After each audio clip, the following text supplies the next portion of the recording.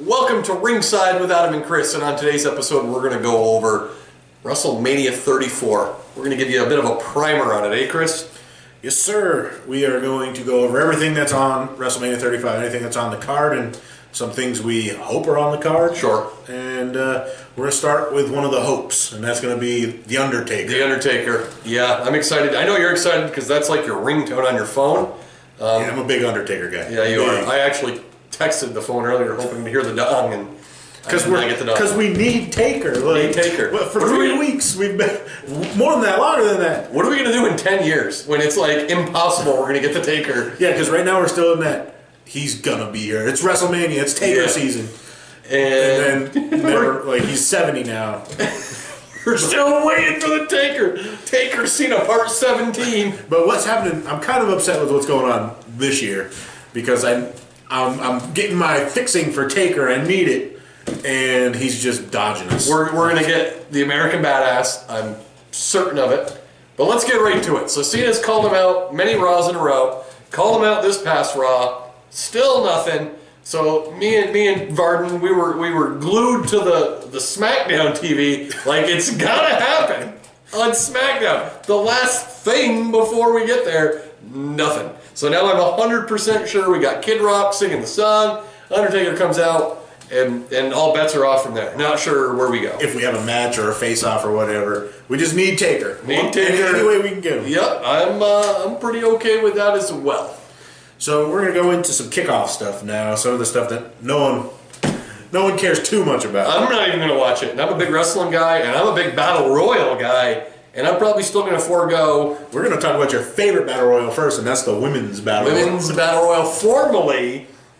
Not the Mae Young Classic, but the Fabulous Moolah. Fabulous Moolah Battle Royal. No longer that. That is not a thing that's going to happen anymore. But we got a lot of good female wrestlers in that match. It's just sort of a fill-in. They needed a spot. They're throwing them in there. I can't even count the amount of former women's world champions that are in there. There's a lot. So there might be some good action, but it's a filler to get their names out there. The men's battle royal, same thing. Same thing. Just people they needed to put on the card because they have so much talent on the roster. Yeah, Baron Corbin in this battle royal saddens me a bit. If Goldberg doesn't win it, yeah. If Goldberg doesn't make a surprise appearance and win this, then I'm gonna go with my pick is Baron Corbin to win it again. Yeah, I don't know. Dolph Ziggler's in it. That's a guy that's kind of teeter-tottering. So now we got in the kickoff show we've got a cruiserweight match. I have zero interest in that, so Chris will tell you what he thinks. Cedric Alexander and Mustafa Ali. It's gonna be a cruiserweight match. Yeah, I don't watch the cruiserweight stuff. I think most flying. That's all it is. High flying, cool moves. It is cool. I don't know. It's on the network, so I have the network. I don't watch that. And then moving into the main card. We've got a couple tag team matches. We have both the titles from both the brands will be on the line. Starting with SmackDown, we got the Usos, the New Day versus the Bludgeon Brothers. How do you feel about that one? I feel like I missed the announcement of the Bludgeon Brothers being added. I know it was foregone that it was going to happen, but I don't know when it was announced. I watched all the shows beginning to end. You can beat me up in the comments. I don't know when it was announced, but yeah, that's the match. It's gonna be a great match. The storyline leading up has been pretty good. I'm excited for it a lot. I'm a New Day guy. I'm an Usos guy, and I'm a Bludgeon Brothers guy. It's gonna be fun. Yeah, it'll be fun. The Raw tag team match, tag team handicap, Braun Strowman versus.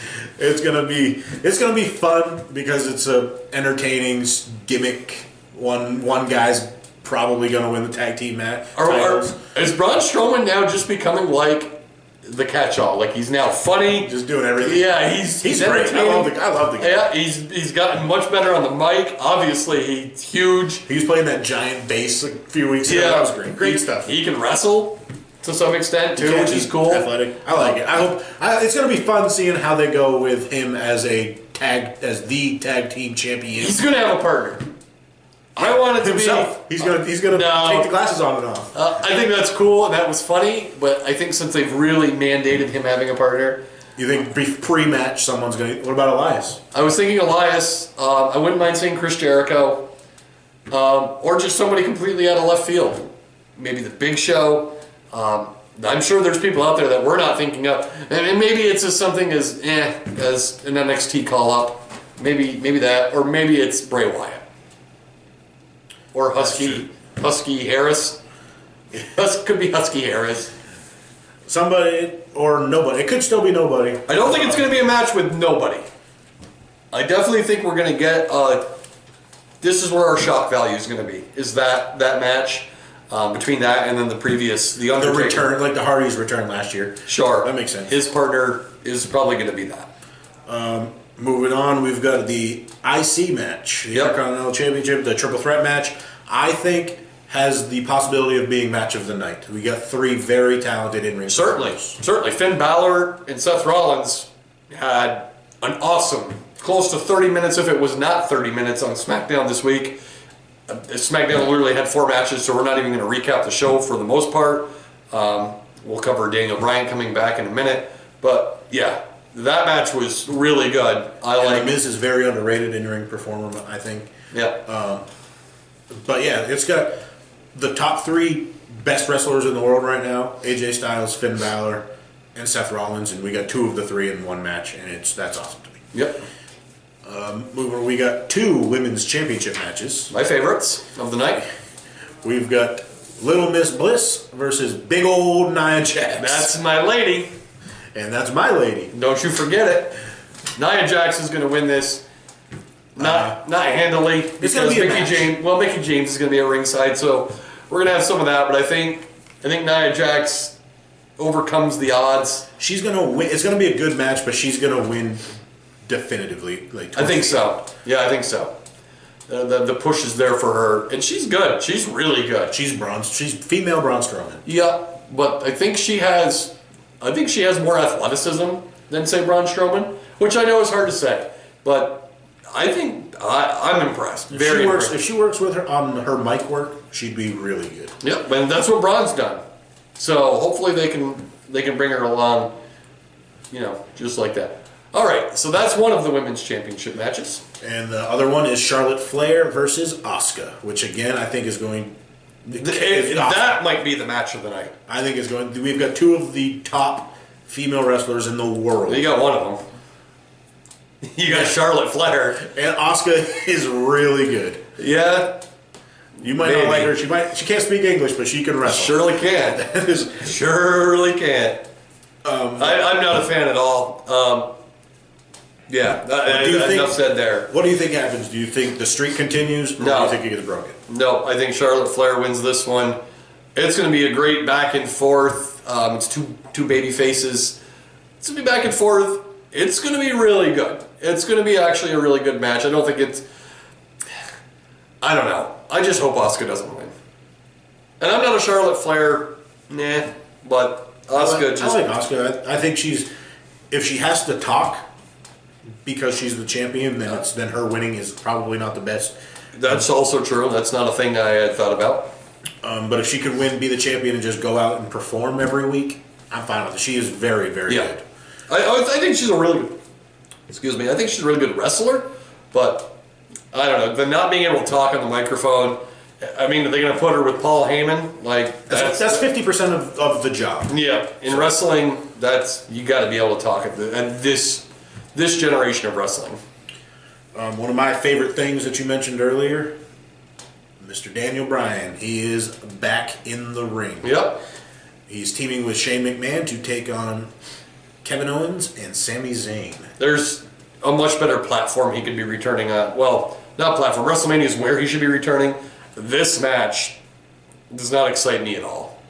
Now, we do know that Shane McMahon has been battling some actual personal issues in real life. Medical. Yep. So what if it's a handicap match? That'd be pretty cool. Sami Zayn, Kevin Owens versus Daniel Bryan. But the stipulation is if so Daniel Bryan has to win, right? I feel like it's inevitable that Daniel Bryan has to win. It's his first match back, so he should win, but you can't take 2 of your top guys and not have them on your company anymore. But the stipulation is that they're not going to be on SmackDown, and they really made that clear this week. Daniel Bryan must have said it 3 to 4 times that they will not be back in a SmackDown Arena. They did. So they're going to probably lose, and then they're going to go to Raw. Because you can't have negative Daniel Bryan lose when he comes back. That would be really bad. For sure. I mean, I think it's 100% certain Daniel Bryan's not going to get pinned or submit in this match. If his team loses, it's going to be Shane McMahon, and maybe it's Shane McMahon turning heel and going with them at the end. In some way, Daniel Bryan, if he loses, will be not his fault. Correct.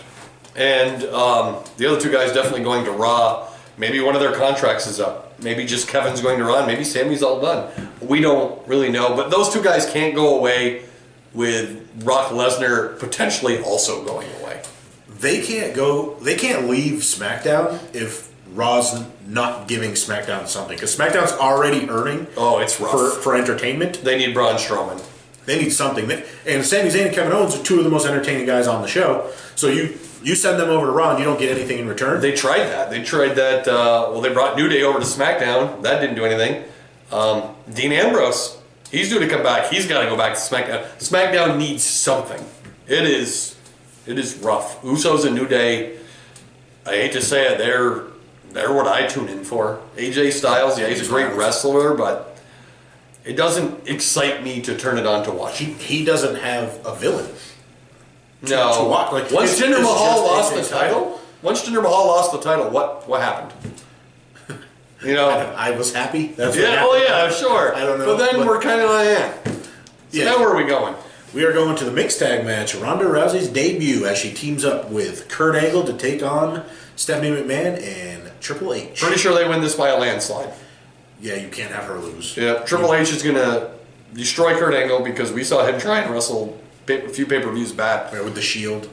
He was awful then. It was really bad. It is sad because he was really good. Great. He was incredible in-ring performer when he was in his prime, and now he can't do it anymore. He just can't. Can't do it. And Triple H can. So what we're going to see, I think, is we're going to see a lot of Triple H beating up Kurt Angle and a little bit of Ronda Rousey beating up Stephanie McMahon. And a little bit of Ronda Rousey beating up Stephanie McMahon is going to be at the end. I think Ronda Rousey ultimately pins Triple H. By the rules of mixed tag matches, can't happen, but I bet you it does. That's possible. We see those kinds of things not all the time, but they certainly happen. Yeah. Either way, I'm excited for it. Rousey Angle wins. Yeah, I'm not excited to see Kurt Angle again. You had mentioned something earlier that'd be way cooler, and that is if they would have brought The Rock back. Well, yeah, because they got the history. Ronda Rousey and The Rock have the history of the WrestleMania a couple years ago. That was cool. That would have been a better storyline, I think. Moving on, we've got my pick for match of the night: AJ Styles versus Shinsuke Nakamura. Yep, I'm also excited for this match. This is a match where there's no I don't feel like you can say this one's going to win for X, Y, and Z reasons. Yep, it could go either way. Yep, I don't think there's anything in play like, some of the other matches on the card. There's things that you feel like could change. This match, to me, if there isn't a John Cena Undertaker match, this match should be the main event. Should close the show, should be this match. If we don't have an Undertaker Cena match, the Brock Lesnar Roman Reigns match is not as good as this. I do not think it should. Compares to this match. Yeah, no, this is going to be I always touch on it, but like back in the 80s and 90s, this would be if there was only one brand, if there was just Raw now and no SmackDown, it was just like old WWF, this would be the match for the Intercontinental title. Like the two best wrestlers in the company wrestling. And I know John Cena is a great wrestler too, but these two guys are the best technical wrestlers in the business, and that's typically what the IC title was for back in the day. So that's where we would be at. This is going to be the best wrestling match you can watch. And then moving into back then would be the biggest draws. You got the Brock Lesnar, Roman Reigns. The two big guys. It's got the big guys. You got the story, the rivalry, the who's going to win, how they're going to win, who's going to destroy who. This is going to be a brawl match. Yeah, they should have made it no disqualification. Maybe they did, and I missed that announcement as well. But it should be. It should be something. I don't think Brock Lesnar is there to have a phenomenal match. I think he's there to beat people up. And he's I can't say that because he's never there. Yeah. So I want Roman Reigns to take the strap. People are not big on Roman Reigns. I'm not even that big on Roman Reigns, but he is there. Yeah, he is there week to week. Brock Lesnar's not.